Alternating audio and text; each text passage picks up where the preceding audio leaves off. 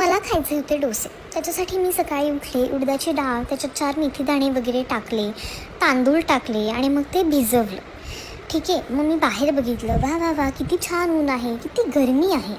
हे सगळं छान तांदूळ डाळ सगळं भिजेल, मग मी त्याचं पीठ बनवेन, मग ते छान फर्मेंट होईल, फतफतून येईल आणि मग मी त्याचे डोसे बनवेन आणि खाईल.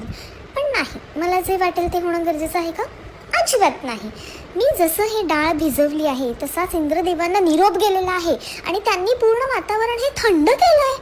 सिरियसली, इतका दुपारी जोरात पाऊस झालेला आहे आणि वातावरण जणू आहा हा हा हा काश्मीर.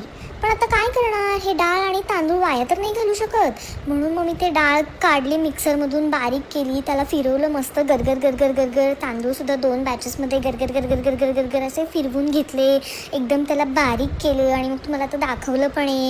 इतना दरदरा रखो, इतना स्मूथ किया है वगैरे वगैरे. ते सगळं दोन्ही डाळ आणि ते तांदळाचं बारीक केलेलं पीठ ह्या टोपल्यामध्ये ओतलं. आता ह्या टोपल्यामध्ये ओतून हे थोडं बारीक झालेलं आहे हे मला कोणी सांगू नका आणि जर सांगायचं सजेशन द्यायचे असेल तर ते फॉलो करून द्या.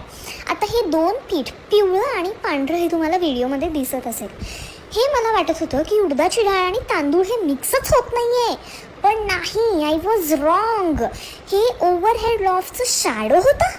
सिरियसली, मी हे दुसऱ्या स्लॅबवरती घेतल्यानंतर मला कळलं आहे आणि हे मिक्स करण्यासाठी मी त्याच्यामध्ये बचकीने हात घालून त्याला गर गर गर गर फिरवलं आहे.